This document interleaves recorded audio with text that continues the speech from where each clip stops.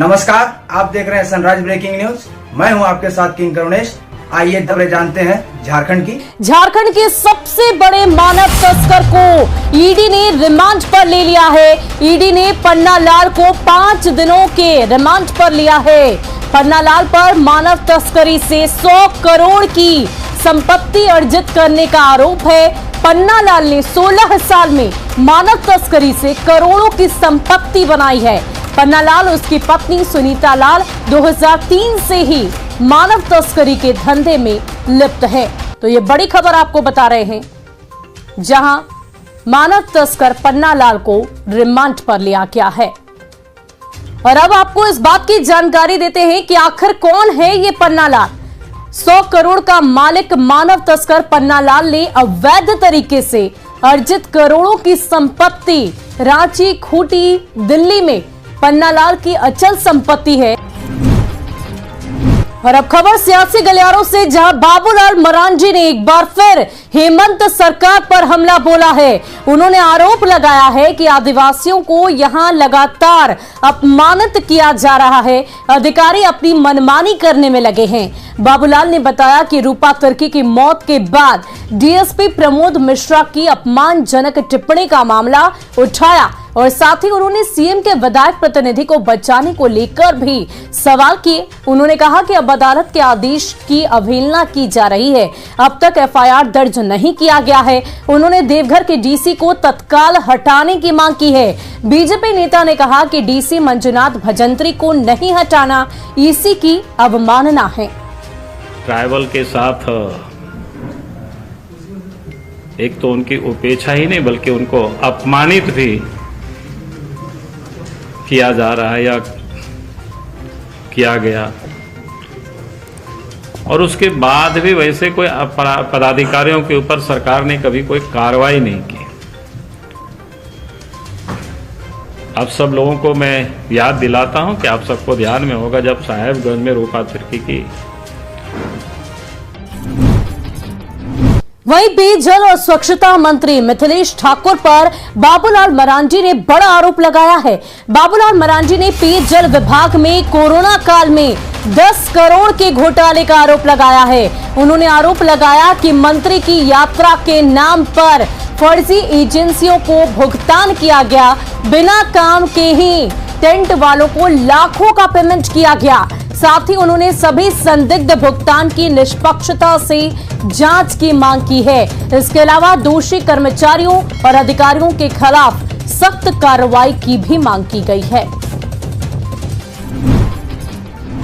वहीं धनबाद के झरिया में आपकी सरकार आपके द्वार कार्यक्रम में जमकर हंगामा हुआ।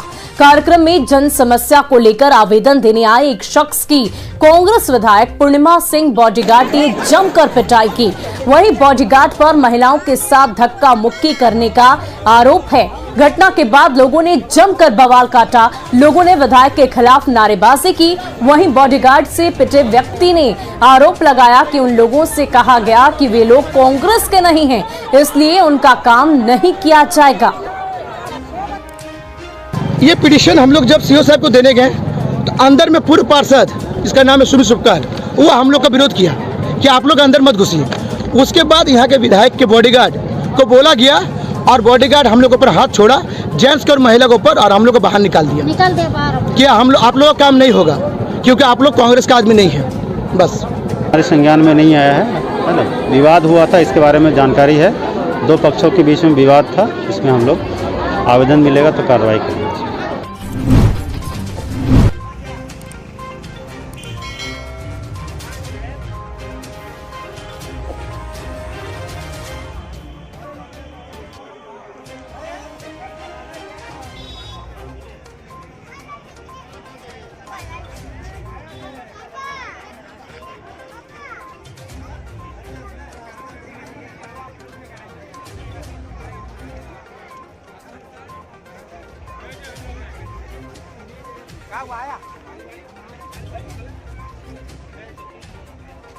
नाम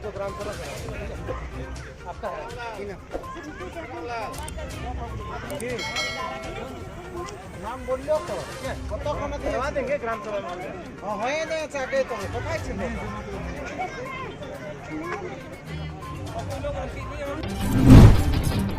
एचईसी में चल रहे कर्मचारियों की हड़ताल पर वित्त मंत्री रामेश्वर उरांव ने भारत सरकार से पहल करने की मांग की है। दिल्ली में उन्होंने कहा कि वेतन के मामले और कर्मचारियों की छटनी का केंद्र को इन सब मामलों को सुलझाना चाहिए। साथ ही उन्होंने कहा कि जिन लोगों की जमीन पर एचईसी बना है वो दर दर भटक रहे हैं, उन्हें मुआवजा नहीं मिला। उन्होंने कहा कि बीजेपी को रोजगार के वादे को पूरा करना चाहिए। भारत सरकार को पहल करके एचईसी के मामले में जो समस्याएं हैं, चाहे वेतन का हो, कर्मचारियों की छटनी का हो, या फिर वहाँ के रैयतों का जिनकी ज़मीन पर एचईसी बनी हुई, आज भी वे दर दर भटक रहे हैं। छोटी छोटी ज़मीन दी गई थी, मुआवजा बढ़िया नहीं मिला उस समय। वहीं जेपीएससी पीटी के रिजल्ट में गड़बड़ी को लेकर एक प्रतिनिधि मंडल ने राज्यपाल से मुलाकात की। अभ्यर्थियों और छात्र नेताओं के 5 लोगों ने प्रतिनिधि मंडल ने राज्यपाल के सामने अपना पक्ष रखा। जेपीएससी अभ्यर्थी कुणाल प्रताप ने कहा कि राज्यपाल ने हमारे सभी मुद्दों को सुना है और हर संभव मदद की बात कही है। साथ ही अभ्यर्थियों पर दर्ज हुए मुकदमे को वापस लेने का भी राज्यपाल ने आश्वासन दिया। राज्यपाल ने पूरे मामले में जल्द कार्यवाही की बात कही है। उन्होंने 15 मिनट पूरे फाइल के एक एक पॉइंट को जो हम लोगों ने बना के दिया था उसको रीड किया, सारी बातों को बहुत अच्छे से पॉइंट आउट किया हुआ था। उन्होंने समझा भी, हम लोगों ने बताया भी, और वो लगभग सभी पॉइंट पे एग्री दिखे। और उन्होंने जो एफआईआर किया गया है, जो सरकार की तरफ कह सकते हैं प्रशासन की तरफ से, उसको भी उन्होंने गलत बताया। और उन्होंने स्पष्ट कहा कि मैं एसएसपी को निर्देश दे चुका हूँ और ये जो है वापस होगा, मैं खत्म करवाऊंगा। तो मुख्य परीक्षा का बातें कहाँ है? पीटी ही रद्द हो जाएगा। माननीय मुख्यमंत्री महामहिम और जेपीएससी अध्यक्ष जो सारी गड़बड़ियों को मैंने दिखा दिया, तो पीटी ही रद्द हो जाएगा, तो फिर मुख्य परीक्षा होने का कोई बात नहीं। आप लोगों ने डॉक्यूमेंट में क्या दिया है? एविडेंस कुछ दिया होगा तभी। एविडेंस में मैंने जो दिखाया कि जब जनरल का कटअप आप जो है वह कैटेगरी 148 नंबर वाला पास कर गया है, तो 148 से ऊपर वाला फिर कैसे फेल रह गया। वहीं शिक्षा मंत्री जगन्नाथ महतो और जैक अध्यक्ष और उपाध्यक्ष पद पर नाम पर अंतिम फैसला ले लिया गया है। अध्यक्ष पद पर डॉक्टर अनिल कुमार महतो और उपाध्यक्ष डॉक्टर विनोद कुमार सिंह को चुना गया है। साथ ही 26,000 शिक्षकों की नियुक्ति का फैसला लिया गया, जिसमें 13,000 पारा शिक्षकों की नियुक्ति होगी और 13,000 की नियुक्ति बाहर से की जाएगी। साथ ही सरकार ने झारखंड में जनसंख्या के आधार पर +2 के नए स्कूल बनाए जाएंगे। प्रत्येक पंचायत में मॉडल स्कूल की स्थापना की जाएगी। सरकारी स्कूलों को पब्लिक स्कूल से बेहतर किया जाएगा। तीन आवेदन आया अध्यक्ष पद के लिए। अब तीनों में जो क्वालिफिकेशन में हायर निकला है डॉक्टर अनिल कुमार महतो, अनिल कुमार महतो को हम लोग सिलेक्शन किए हैं और अभी आपके सामने उसको डिस्पोजल भी कर देंगे। और जो काम मैंने छूटा हुआ है तत्काल कराने के लिए उसको हम लोग आदेश करेंगे। उपाध्यक्ष का मात्र एक आवेदन आया, वो फाइनल।